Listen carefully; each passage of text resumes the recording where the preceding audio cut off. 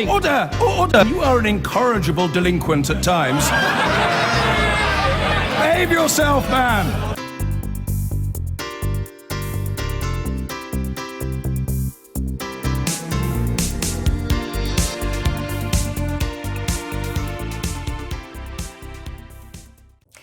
Now, after 20 years, is America finally beating a retreat in its war on drugs? Over the weekend, thousands of prisoners were released. Prisoners convicted under harsh mandatory sentencing measures introduced to combat the cocaine and crack crises of the 80s and 90s.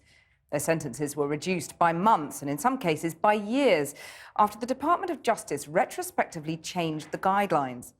Our Washington correspondent Kylie Morris has been to South Florida to meet one woman caught in the grip of a tough sentencing regime. For Valerie Bozeman, the war on drugs was personal. The day we meet, she's paying attention to the small details and reflecting on how her life spun out of control. I got involved with the selling of drugs because of my drug usage. So you were, what, were you smoking? No, I didn't smoke crack. I used to snort powder. So I would sell the crack to take care of my drug habit. She started selling for a small-time dealer. Although this was South Florida in the 1990s, no one stayed small-time for long. Yeah, and you begin to buy more, and you begin to put more on the streets, and it just keeps doubling, and it keeps doubling, and then it begins to triple. And before you look up, you're making easy $100,000. Cocaine has now spread to virtually every segment of American society. South Florida was the funnel through which the drugs flowed from Central America into the United States. Valerie never denied the small part she played, but the political reaction to the crack epidemic created a system of mandatory sentencing that took punishment to a new level. Let us rededicate ourselves today to restoring the sense of right and wrong that built our country, and to make it safe, not in words, but in fact. In fact, the tough-on-crime regime, coupled with mandatory sentences, spawned this. In 1985, America's federal prison population was just over 36,000. By 1995, it had more than doubled to nearly 86,000. There were fewer than 10,000 sentences for drug-related offences in 1985. By 1995, there were almost 5 times as many, nearly 47,000. So what was the exact charge that you went in on? Conspiracy. Today, for conspiracy to distribute crack cocaine, she might have served 10 years, but not in 1995, when the sentencing matrix added Valerie Bozeman's prior convictions with her refusal to testify against her co-accused, and came up with a life sentence without parole. It didn't register. So when did it register? Maybe like in my 10th year of being locked up. I'm like, for real, I have life. You're saying that when you come out of prison, you come out in a body bag. David Weinstein worked for the US attorney in Miami at the time.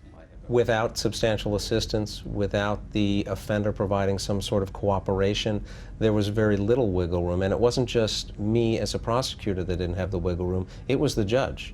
These were guideline sentences that were mandated that they had to be imposed. Last year, the Department of Justice finally decreed that such older, stringent punishments were out of line with today's laws and erode confidence in the criminal justice system. It launched a clemency project, and after 21 long years, Valerie Bozeman finally got a letter. I haven't heard from an attorney or the courts. For years by that stage, years and over years. 10 years. Over 10 years, and I get this letter, and when I get the letter, I'm like, oh my God. And it was Michael Caruso, my attorney. Attorney, yes. Yeah. He said, your judge came and spoke with me and asked me to file a clemency for you. So it had troubled her all that time? All that time. In July last year, Judge Ursula Ungaro, who'd sentenced Valerie, appealed to the president and asked for clemency. She wrote, "I believed at the time Ms. Bozeman's life sentence was a gross injustice, and I'm more confirmed in that belief today. She never evidenced any inclination toward violence, and life in prison was unreasonable. I therefore urge that she be released from prison." If you include Valerie Bozeman, the president has now granted clemency to more than 70 non-violent drug offenders serving draconian sentences. We have to reconsider whether 20-year, 30-year life sentences for nonviolent crimes is the best way for us to solve these problems. In line with that effort to restore fairness and reduce overcrowding, this week thousands of prisoners were released early based on a review of the old sentencing guidelines. Is that an acknowledgement that back then those laws went too far?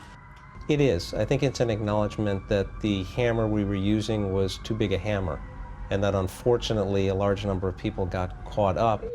After so long caught up in the prison system, Valerie Bozeman is still coming to terms with freedom. She's working, studying, and fighting to rebuild relationships she lost. She admits it's tougher being out than she expected. When you're out here, you're looking for that same structure. You know, you're looking for somebody to take you and hug you and say, hey, I love you, and be genuine with it. You don't find that sense of hope that much out here. So the fight's not over for you, is it? No, it's not. It just begun. But I'm a fight, and I'm a win. I've been getting away with it.